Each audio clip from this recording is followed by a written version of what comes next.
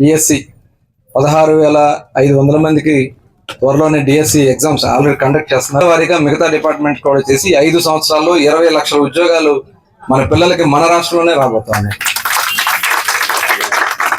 ఇలా అనేక మంచి కార్యక్రమాలతో మనం ముందుకెళ్తున్నాం. అట్లాగే ఇళ్ళు స్థలాలు ఇళ్ళకి ఇచ్చేస్తారు, ఓట్లు వేయించుకోవడం. బందరకోటలో ఇలాగే చేశారు. 2009లో బందరకోటలో కూడా ఇళ్ల స్థలాలు ఇచ్చి ఆడి పట్టాలు ఇవాళ వరకు లేవు. పట్టాలు వాళ్ళ కోట్లు వేశారు. రైతులు డబ్బులు పోతే వేస్తారు కదా. నేను మనం చేస్తున్నారు. ఈ నెలాఖరికి దాదాపు 200 చిల్లర వాళ్ళు ఇవ్వకుండా డబ్బులు కూడా వెనక్కి డబ్బులు మళ్ళీ ఏమి ఇవ్వాలనేది అది కూడా ఎలా చేయాలో కూడా ఆలోచించి 3 సెంట్లు ఇవ్వబోతాం. ఇల్లు కూడా కట్టించబోతున్నాం. 4 లక్షల రూపాయలు ఇంటికి ఇవ్వబోతా ఉన్నారు. ఇల్లు కట్టుకునే దానికి ఫౌండేషన్ కూడా రాదు. మాట్లాడుతా లోన్ కూడా ఇచ్చే క్రమం కూడా త్వరలో చేద్దాం.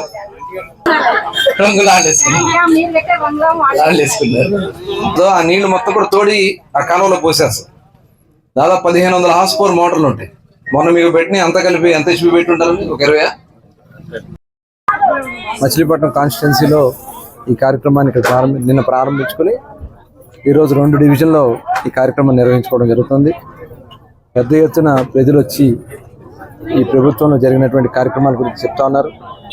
పెన్షన్ని వాళ్ళు మనస్ఫూర్తిగా మరి ఈరోజు ముఖ్యమంత్రి గారికి ధన్యవాదాలు తెలియజేస్తున్నారు. అలాగే గ్రామాల్లో జరుగుతున్నటువంటి అభివృద్ధి, వాళ్ళ రోడ్లు కానీ, డ్రైన్లు కానీ, ఎన్ఆర్జీఎస్ ఫండ్స్తో జరుగుతున్నటువంటి కార్యక్రమాలు కానీ, అలాగే 15th ఫైనాన్స్ ఫండ్స్ బందర్ నియోజకవర్గంలో మున్సిపాలిటీస్లో జరుగుతున్నటువంటి అభివృద్ధి కార్యక్రమాలు కానీ, అట్లాగే పెన్షన్ని 1వ తారీఖు మరి సక్రమంగా పెంచినటువంటి పెన్షన్ 1000 రూపాయలతో ఇస్తున్నారని చాలా ఆనందాన్ని వ్యక్తం చేస్తూ ఉన్నారు. మరి దీపావళి నుంచి కూడా గ్యాస్ సిలిండర్లు ఇచ్చే కార్యక్రమాన్ని కూడా మరి స్వాగతిస్తూ ఉన్నారు. ఈరోజు రైతులకు డబ్బులు కూడా మరి గత ప్రభుత్వ బకాయిలను కూడా 1687 కోట్లు మరి అందించినందుకు కూడా వాళ్ళు కృతజ్ఞత తెలియజేస్తూ ఉన్నారు. అలాగే ఏదైతే భూ హక్కు చట్టాన్ని రద్దు చేసినందుకు వాళ్ళు ఇవాళ సంతోషాన్ని వ్యక్తం చేస్తూ ఉన్నారు. మెగా డిఎస్సి మరి రేపు ఆల్రెడీ ఎగ్జామ్స్ జరుగుతున్నాయి. త్వరలోనే అవి కూడా భర్తీ చేయబోతా ఉన్నారు. దాదాపు 16,500 పోస్టులు భర్తీ చేయబోతా ఉన్నారు. రాబోయే ఈ 5 సంవత్సరాల్లో 20 లక్షల ఉద్యోగాల కల్పనలో భాగంగా మన మొదటి విడతలో ఈ కార్యక్రమాన్ని చేయటం. ప్రజలు స్వేచ్ఛ కోరుకున్నారు. ఆ స్వేచ్ఛకు తగిన విధంగా ఈరోజు మేము పనిచేస్తా ఉన్నాం. ఇంకా చాలా అద్భుతాలు చేయాల్సిన ముందున్నాయి. ఇవాళ కేంద్రం సపోర్ట్ కూడా ఉంది. ఇవాళ రాజధానికి 15,000 కోట్లు ఇవ్వడం కానీ, పోలవరం పనులకు కానీ, మరి జరిగేటటువంటి అభివృద్ధిలో కూడా వాళ్ళు మనకి సంపూర్ణ మద్దతు ఇస్తూ ఉన్నారు.